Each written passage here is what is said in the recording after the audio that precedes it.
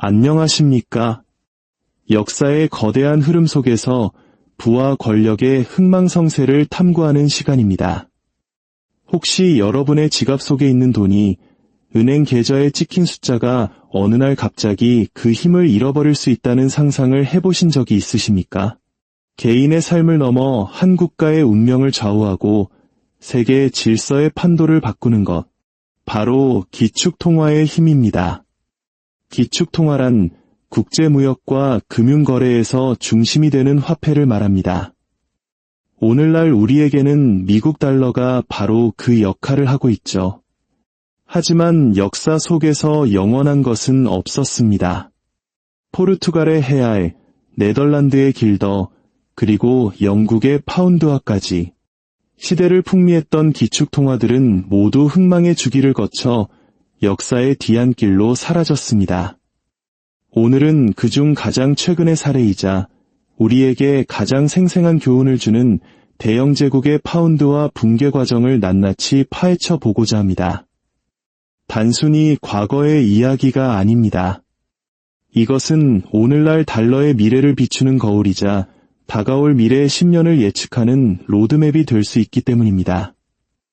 역사는 우리에게 경고합니다. 기축통화의 몰락은 7단계에 정해진 수순을 밟는다고 말입니다. 그리고 지금 달러는 이미 5단계에 진입해 있습니다. 오늘 우리는 그 마지막 단계인 6단계와 7단계가 얼마나 구체적이고 치명적으로 전개되는지 영국의 사례를 통해 한 걸음씩 따라가 보겠습니다. 이야기의 시작은 1945년 제2차 세계대전이 끝난 직후의 영국입니다. 영국은 전쟁에서 승리했지만 그 대가는 처참했습니다.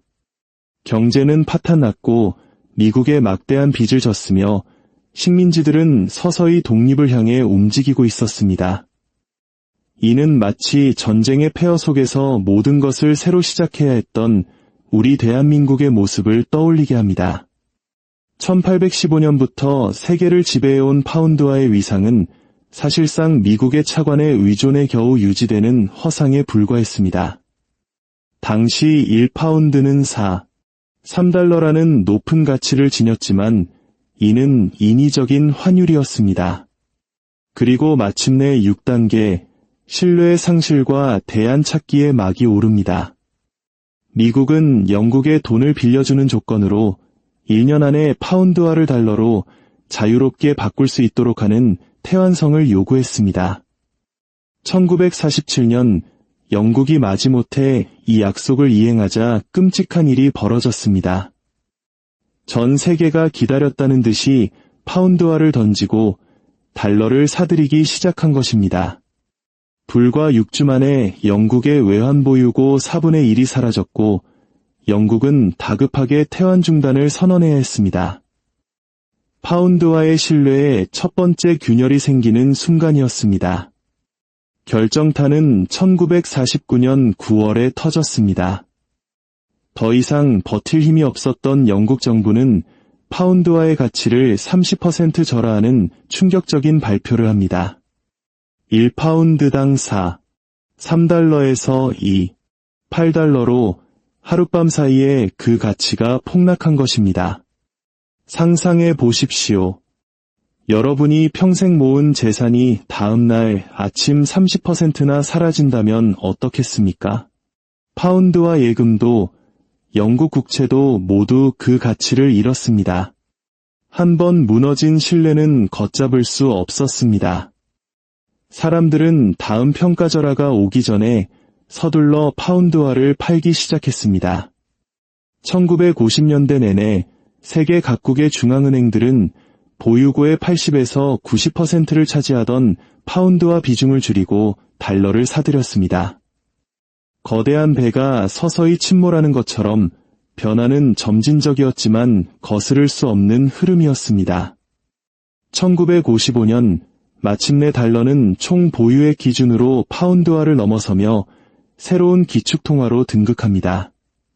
그리고 1956년 수에즈 운하 사태는 대영 제국의 관 뚜껑에 마지막 못을 박는 사건이었습니다. 이집트가 수에즈 운하를 국유화하자 영국과 프랑스는 군사적으로 이를 되찾으려 했습니다. 하지만 새로운 패권 국가 미국은 이를 반대하며 철수하지 않으면 영국 국채를 모두 팔아버리겠다고 협박했습니다. 결국 영국은 굴욕적으로 군대를 물려야 했습니다. 한때 바다를 지배했던 사자의 포효가 더 이상 세계를 울리지 못한다는 사실이 만천하에 드러난 것입니다. 시장은 즉각 반응했습니다. 파운드화 가치는 폭락했고 영국 정부는 자국민이 해외로 돈을 빼돌리는 것을 막기 위해 자본 통제를 실시하기에 이릅니다. 죽어가는 통화가 보이는 전형적인 마지막 발악이었습니다. 영국의 6단계는 1945년부터 1960년까지 무려 15년간 이어졌습니다. 이 긴 시간 동안 1949년의 평가절하, 1956년의 수에즈 사태처럼 분명한 탈출 신호들이 있었습니다. 흐름을 읽고 파운드화를 처분하여 달러나 금, 실물 자산으로 갈아탔던 현명한 소수는 불을 지켰습니다.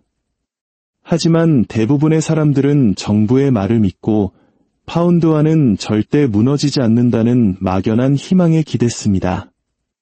그들은 곧이어 닥쳐온 7단계의 거대한 파도에 모든 것을 잃게 됩니다. 7단계, 대체와 붕괴. 통화가 완전히 죽고 새로운 것이 그 자리를 차지하는 마지막 단계입니다. 영국에게 이 시기는 1960년부터 1967년까지 7년간의 잔혹한 시간이었습니다. 상황을 직감한 부유층과 기업들은 필사적으로 자금을 해외로 빼돌렸습니다. 런던의 은행들은 고객들의 돈을 뉴욕과 스위스로 옮겨주기 바빴습니다. 정부는 더욱 강력한 자본 통제로 맞섰지만 이는 오히려 사람들의 공포를 더욱 부채질할 뿐이었습니다. 1964년 영국의 외환보유고는 바닥을 드러냈습니다. 결국 영국은 국제통화기금 IMF에 구제금융을 신청하는 처지가 됩니다. 우리 한국인들에게 IMF라는 세 글자는 1997년의 고통스러운 기억을 소환합니다. 국가 부도의 위기 앞에서 자존심을 버리고 혹독한 구조조정을 감내해야 했던 그 시절의 아픈 말입니다. 한때 세계 금융의 중심이었던 영국이 바로 그와 같은 굴욕적인 상황에 처한 것입니다. 정부는 금리를 올리고 지출을 줄이며 버텨보려 했지만 소용없었습니다. 1967년 11월 영국 정부는 다시 한번 파운드화를 14% 평가절하하는 항복 선언을 합니다. 1파운드는 4달러가 되었습니다. 이것이 마지막 일격이었습니다. 영국 정부가 자국 통화를 지킬 능력이 없다는 것이 명백해졌고 파운드화를 들고 있는 것은 곧 손실을 의미하게 되었습니다. 이 평가절하는 영국의 중산층을 완전히 파괴했습니다. 저축한 돈의 가치는 하룻밤 사이에 14%가 날아갔고 수입 물가가 폭등하며 극심한 인플레이션이 시작되었습니다. 계산을 해볼까요? 1945년에 10만 파운드를 가졌던 사람은 부유한 상류층이었습니다. 당시 환율로 약 40만 달러의 가치였죠. 그러나 두 번의 평가절하와 22년간의 인플레이션을 거친 1967년 이 돈의 가치는 달러 기준으로 13만 달러에도 미치지 못했습니다. 67%의 자산이 증발한 것입니다. 그리고 1980년이 되자 그 가치는 5만 달러까지 떨어져 원래 가치의 87%가 사라졌습니다. 이것이 7단계의 현실입니다. 자산 가치가 10%, 20% 하락하는 수준이 아닙니다. 70%, 80%, 90%가 사라지는 부의 대학살입니다. 자, 이제 이 영국의 시간표를 오늘날의 미국 달러에 겹쳐보겠습니다. 달러의 5단계는 2008년 글로벌 금융위기 때 시작되었습니다. 연방준비제도가 금융 시스템을 구제하기 위해 양적 완화, 즉 천문학적인 돈을 찍어내기 시작한 바로 그 순간입니다. 그로부터 17년이 흘렀고 이제 우리는 6단계의 초입에 서 있습니다. 그 증거는 이미 곳곳에서 나타나고 있습니다. 첫째, 중국과 러시아는 2014년부터 꾸준히 달러 보유고를 줄이고 있습니다. 둘째, 석유 시장의 변화입니다. 1974년부터 사우디아라비아는 미국과의 군사보호 협정 아래 오직 달러로만 석유를 결제해왔습니다. 이것이 바로 페트로달러 시스템의 핵심입니다. 그러나 2023년 사우디는 중국의 위안화로 석유를 팔기 시작했습니다. 50년간 달러의 패권을 지탱해온 기둥 하나가 무너진 것입니다. 셋째, 브릭스 국가들의 움직임입니다.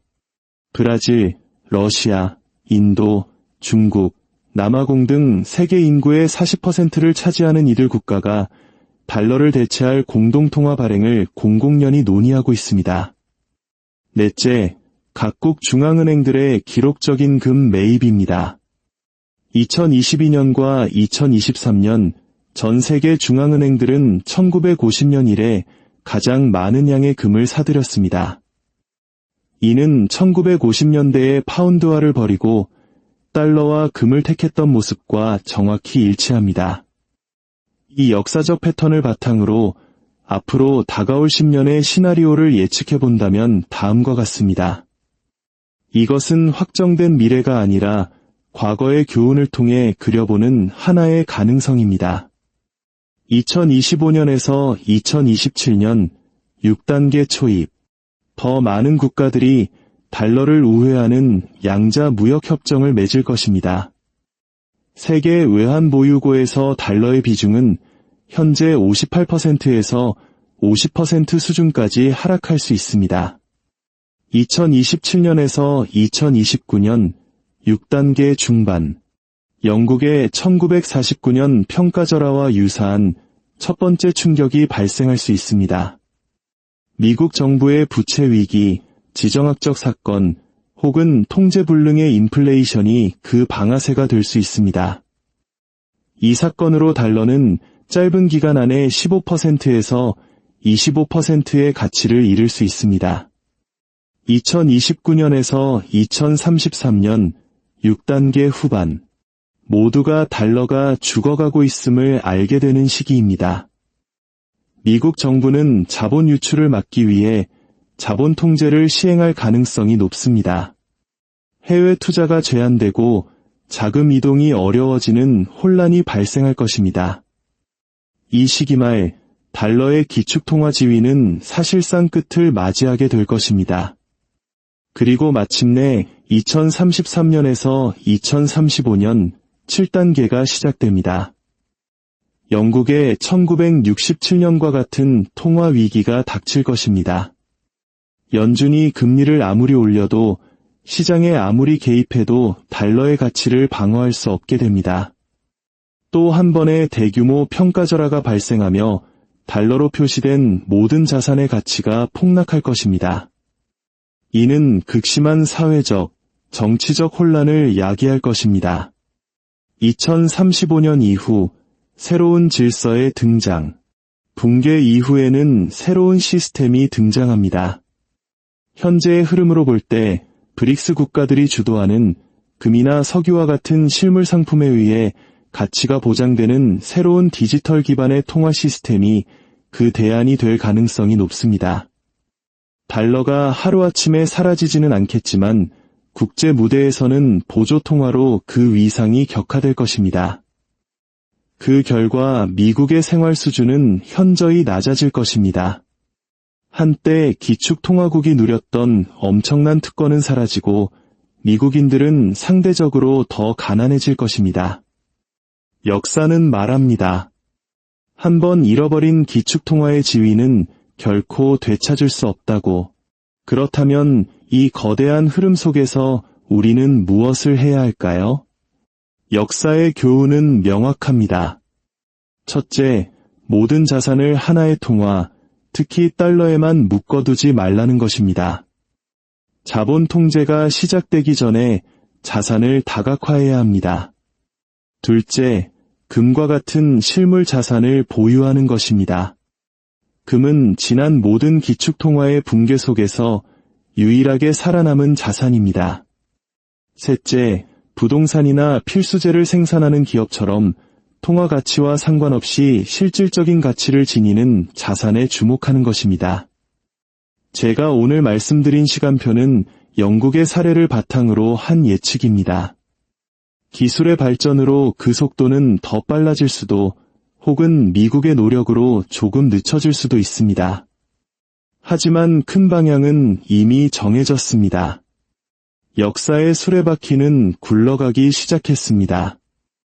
다가올 10년은 우리가 평생 겪어보지 못한 부의 대이동이 일어나는 시기가 될 것입니다. 이 거대한 변화의 흐름을 이해하는 것은 미래를 준비하는 첫걸음입니다. 오늘 이 이야기가 여러분과 여러분이 사랑하는 사람들에게 미래를 내다보는 지혜가 되기를 바랍니다.